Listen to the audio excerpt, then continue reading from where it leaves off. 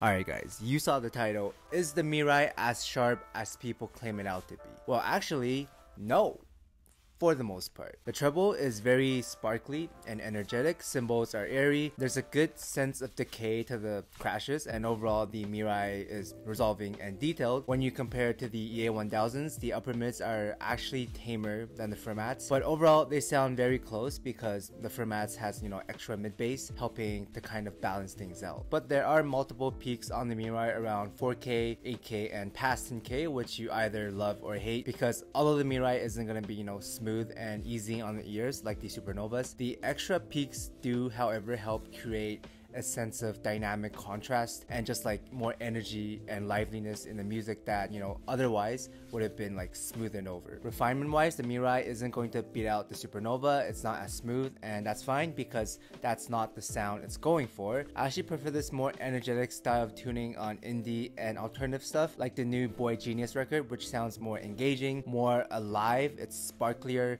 and just overall more enjoyable on the MIRAI versus the smoother Supernova. The slower nature and the softer instruments from those genres gets almost like a facelift from the extra energy of the MIRAI because they can otherwise sound a little bit too slow and a little bit too boring. Vocals on these genres like acoustics, indie, ballads are sweet, sparkly, they're brighter and vibrant, kind of like a clear spring morning. There's a normal amount of chest voice in the lower notes, no bleeding into the lower mids, very clean, and vocals are extended, they're open with the falsetto or the higher frequencies, and the end notes being slightly sharp and slightly airy but not overdone on those genres. Overall, the mid-range and vocals remind me of the EA1000s. They're bright leaning, colored towards the upper regions, but still very much tastefully done. But similarly to the EA1000s, this does mean the MIRAI will get sharp and fatiguing on more energetic tracks like EDM, pop, J-pop, K-pop. For example, Butterfly by Luna sounds shrill and sharp in the female vocals with all the electronic elements combined. The song is already very energetic,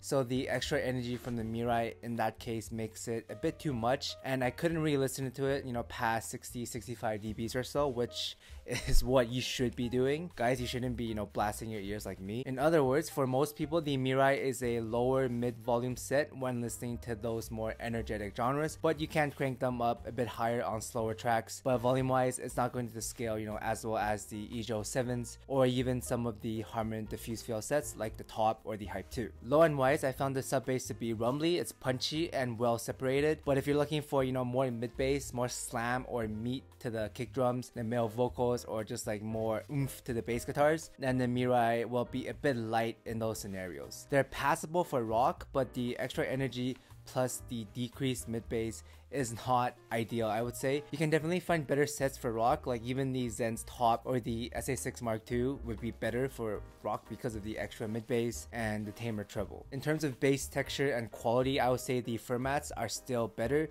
There's more impact, there's more slam, and the reverb in the bass notes, it lingers longer, there's just more reverb. But the MIRAI definitely isn't, bad or thin sounding like the variations. It's basically the direct upgrade to the Blessing 3, which has a similar bright, clean tuning, but this time it just has more bass and a bump in overall resolution and layering as well. Versus some of the more expensive stuff like the Monarch Mark 3s and the LTD, they're all very similar in terms of overall resolution and technical performance, so not much of a difference there. Simply put, the MIRAI is just brighter. It sounds the most exciting out of the three with sharper imaging, whereas the Mark III has better bass texture, more natural vocals, and the LTD is airier with better staging and smoother treble extension. Compared to some of the Harman diffuse field sets like the Top, the Studio 4, the EJO 7M, the MIRAI pulls in a little more detail, and overall the sound again is brighter and the imaging is sharper. Vocal wise, the Studio 4 and the EJO 7M still sounds the most natural. It's not as sharp, not as colored, and sub bass wise, the EJO 7M and the MIRAI is around the same. Now, I wouldn't call the MIRAI a treble headset, but I wouldn't call it a all-rounder either because it is a little bit more bright. But if you want more energy in your music, then these would be a good pick. I think my friend lucked out on his unit because it seems to have more low end and overall just less sharp compared to like even precogs unit. But yeah, unit variance is still very much a thing even at $1,100. So then the tuning is pretty enjoyable for the most part. Again, genre dependent and whether or not you want more energy. but the Mirai's got great technical performance and Pregog's a pretty cool dude. So then why is it so hard to recommend these?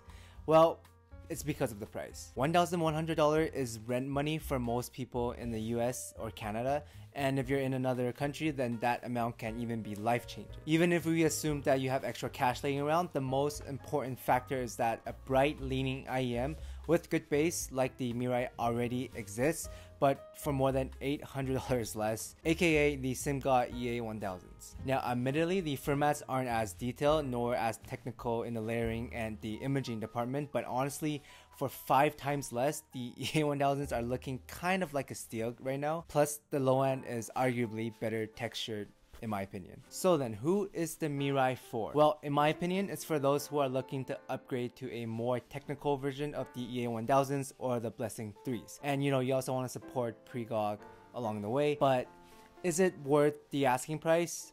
Well, that's for you to decide. Personally, my very subjective opinion, I think the backside of the Mirai makes it look a little plasticky and underwhelming. No hate to Pregog, but if I didn't know any better, I would have guessed the EA1000s were the $1,000 set and not the other way around. I just feel like the back should have been a transparent resin that matches the color of the front plating, which the front looks good. But again, this is just me nitpicking. The cable and case is very nice. Anyhow, I hope this video was helpful. Thanks for watching, guys, and I'll see everyone in the next one.